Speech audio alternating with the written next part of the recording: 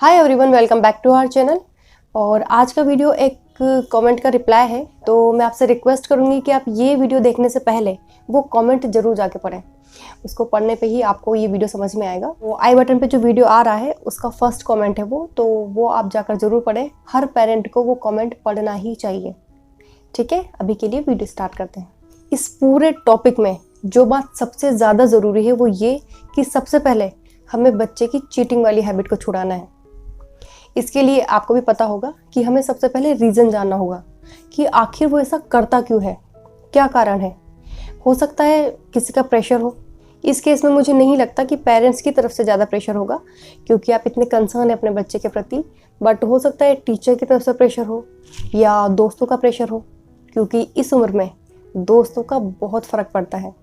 बच्चों को दोस्तों की एक्सेप्टेंस चाहिए होती है, दोस्त मजाक ना उड़ाएं, तो इन सब बातों का फ़र्क पड़ता है। या ये भी हो सकता है कि बच्चे की खुद की प्रेशर लेने की आदत हो।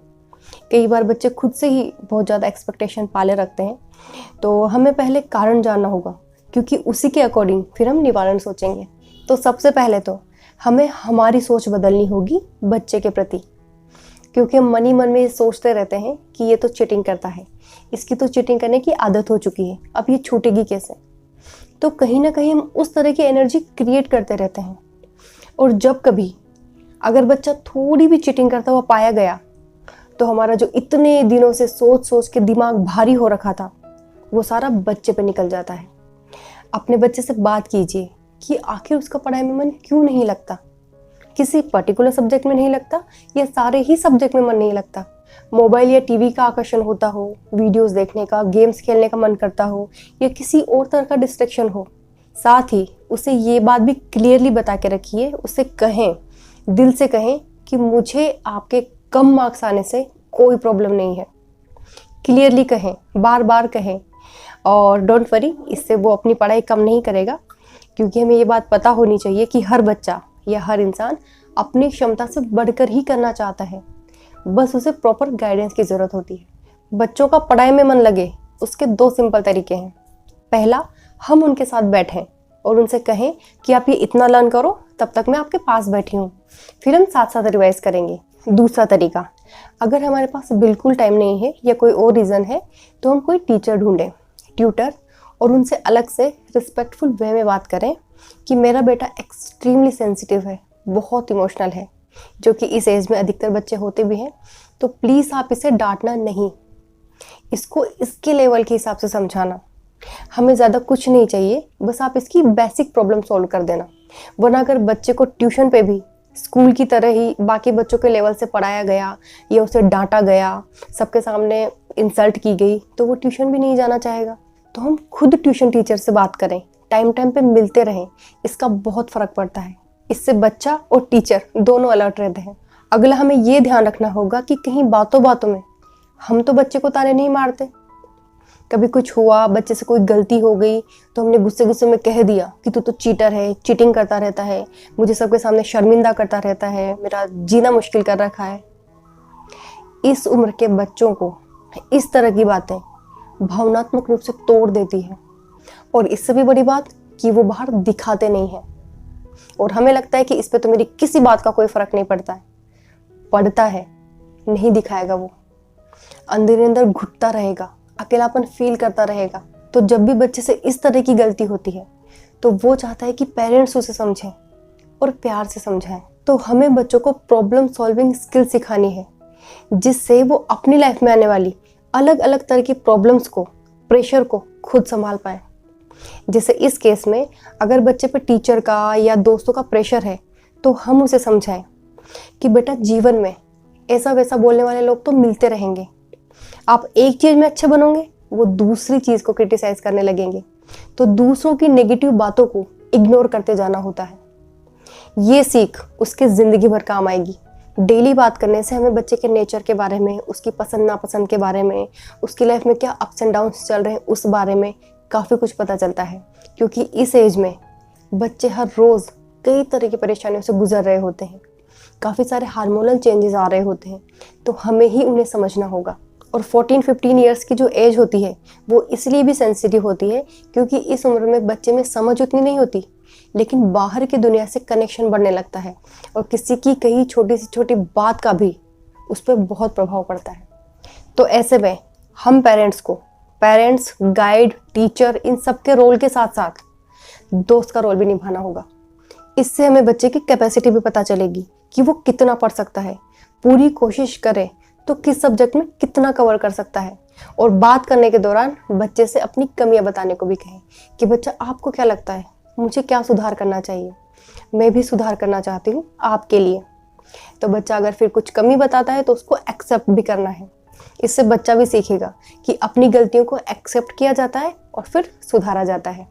एक और बात हमें बच्चों को बोलनी है कि बच्चा चीटिंग करके आप अपनी लाइफ के साथ चीटिंग कर रहे हो, इसमें किसी और का कुछ नहीं बिगड़ने वाला। आपकी चीटिंग करने की हैबिट हो जाएगी। आज आप इस तरह की चीटिंग कर रहे हो, बड़े होके बड़ी चीटिंग करोगे, फिर कोई आप पे ट्रस्ट नहीं करेगा, पूरी दुनिया आपको ऐसी नज़रों से देखेगी। तो बताओ आप कैसा इंसान बनना चाहते हो। प्लस मोटिवेट करते हुए ये भी कहें कि पता है आप पहले सब बिल्कुल नहीं थे, बचपन में भी कभी आपने ऐसा नहीं किया, पता नहीं हैबिट कहाँ से आप में आ गई। तो आपके लिए ये हैबिट छोड़ना बहुत आसान है, क्योंकि ये आपका बेसिक नेचर नहीं है। इससे बच्चे के मन में ये बात जाएगी कि मैं ये आराम से छोड़ सकता हूँ और उसके दिल को बहुत आराम मिलेगा। एंड पढ़ाई के लिए भी उसके पीछे ना पड़े रहें, उसे खेलने का भरपूर टाइम दें, मोबाइल के लिए प्रॉपर टाइम दें, टीवी देखने दें और पढ़ाई का भी टाइम डिसाइड हो। इसके लिए सबसे बेस्ट चीज़ है कि बच्चे से खुद का टाइम टेबल बनवाएं और उसे फॉलो करने के लिए मोटिवेट करते रहें। एक और काम हम कर सकते हैं कि बच्चों के साथ गेम खेलें, कैरम खेलें या लूडो खेलें बच्चे की एज के अकॉर्डिंग। और अगर कभी हम हार जाएं तो बच्चे के सामने बोलें कि वाह आप जीत गए, बधाई हो, खेलने में बहुत मज़ा आया। बेईमानी से जीतने से अच्छा है ईमानदारी से हारना। बट ध्यान रहे ये बात इस तरह से बोलनी है कि बच्चे को ऐसा ना लगे कि उसे पॉइंट आउट किया जा रहा है, वरना बच्चा चिढ़ भी सकता है। दूसरा, हम बच्चे से घर के या बाहर के ऐसे काम करवाएं जिसमें वो अच्छा है, और बच्चा जब वो काम कर ले तो उसकी तारीफ करें, ताकि उसकी अपने बारे में पॉजिटिव सोच चले, वो अपने बारे में अच्छा सोचे, उसकी नज़रों में उसकी खुद की इमेज अच्छी हो, फिर वो खुद अपनी इस अच्छी इमेज को बरकरार रखना चाहेगा। यही की पॉइंट है। अभी शायद उल्टा हो रहा है, बच्चे की अपने बारे में इमेज बन चुकी है कि मैं तो पढ़ नहीं सकता, मैं तो चीटिंग करता हूँ, तो उसको ऐसा करने में हिचकिचाहट भी नहीं होती। और अगर बच्चे का नेचर थोड़ा ज़्यादा सेंसिटिव है या वो हमारी बात बिल्कुल नहीं सुनना चाहता, तो हम इस तरह से भी कह सकते हैं कि बच्चा आपको पता है आपके चीटिंग करने में कहीं ना कहीं मेरी गलती थी, शायद मैं ही आपको ठीक से नहीं समझा पाई, पर अब मैं पूरी कोशिश करूँगी। तो क्यों ना हम एक नई शुरुआत करें जिसमें आप पे पढ़ाई का कोई प्रेशर नहीं होगा। आप ईमानदारी से पढ़ना और ईमानदारी से एग्ज़ाम देना, फिर आपके जितने भी मार्क्स आए उससे हमें कोई प्रॉब्लम नहीं होगी। तो चलो एक नई शुरुआत करते हैं, एक फ्रेश शुरुआत। यहाँ एक बात मैं सभी पेरेंट्स को कहना चाहूँगी कि अपने बच्चे की कभी इस तरह की चिंता ना करें कि अगर ये नहीं पढ़ेगा तो फ्यूचर में इसका क्या होगा, कैसे सेटल होगा, क्या करेगा। कर लेगा वो कुछ ना कुछ, सभी तो करते हैं। अगर हम देखें तो मैक्सिमम बच्चे पढ़ाई में एवरेज ही होते हैं। हर क्लास में 2-3 बच्चे होते हैं जो कि टॉपर होते हैं, बाकी सब एवरेज ही तो होते हैं और सब कुछ ना कुछ कर रहे होते हैं, सेटल हो जाते हैं, तो वो भी हो जाएगा। बल्कि चिंता करने से उल्टा नुकसान ही है, क्योंकि चिंता गुस्से को जन्म देती है और वो गुस्सा फाइनली किस पे निकलेगा, बच्चे पे। रही उन टीचर या प्रिंसिपल की बात, तो एक बात हम सबको ध्यान रखनी चाहिए कि जो भी एक्ट हम करते हैं उसकी एनर्जी लौट के हमारे पास वापस ज़रूर आती है। लेकिन अब हमें उन टीचर के बारे में या प्रिंसिपल मैम के बारे में नहीं सोचना है, क्योंकि कभी हमें लगता है कि उनको सबक मिले, कुछ ऐसा हो कुछ वैसा हो, तो इन सब में हमारा ही नुकसान है। क्योंकि हमारा दिमाग भारी रहेगा तो उसका प्रभाव घर के बाकी फैमिली मेम्बर्स पर भी पड़ेगा। तो छोड़ें, रिलीज़ करो इस थॉट को, जाने दो। ऐसा करके हम उनका फ़ायदा नहीं कर रहे, अपना फ़ायदा कर रहे हैं। क्योंकि ये सब सोचना छोड़ने से हमारे मन को बहुत सुकून मिलेगा, हल्कापन महसूस होगा। और आपने अपने बच्चे का साथ देकर बिल्कुल गलत नहीं किया। हमें हमारे बच्चों का साथ देने में कभी पीछे नहीं हटना चाहिए। घर आके उन्हें समझा दें, लेकिन सबके सामने उनकी रिस्पेक्ट बनी रहे, इस बात का हमें ध्यान रखना है। तो आपने बिल्कुल सही किया। और हमें हमारे बच्चों की वजह से कभी भी शर्मिंदा नहीं होना है। वो हमारा बच्चा है, जैसा भी है हमारा है। और अगर कोई बच्चे की कंप्लेन करता है तो उनको सिंपली प्यार से बोलना है कि हाँ, ये एक बैड हैबिट है इसके अंदर, इस पे हम काम कर रहे हैं और इसमें ये भी हमारा साथ दे रहा है। और अगर नेक्स्ट टाइम भी बच्चा चीटिंग करता है तो हमें एकदम से रिएक्ट करने के बजाय, गुस्सा करने के बजाय प्यार से उससे पूछना है कि बच्चा, हमें तो आपके कम मार्क्स आने से कोई प्रॉब्लम नहीं थी, फिर आपने ऐसा क्यों किया? जो भी बात है आप मुझे क्लियरली बता सकते हो, मैं आपको नहीं डांटूंगी। फिर देखते हैं बच्चा क्या बताता है, उस टाइम उसकी मानसिक स्थिति क्या थी, वो दोस्तों के सामने अच्छे नंबर लाना चाहता है, जो भी होगा उसके आधार पर हमें बच्चे को समझाना होगा। लास्ट में मैं आपसे, उस बच्चे की मदर से यही कहना चाहूँगी कि इस वीडियो को ध्यान से सुनिएगा। छोटी छोटी बातें हैं पर बहुत इंपॉर्टेंट है, जो कि हमसे मिस नहीं होनी चाहिए।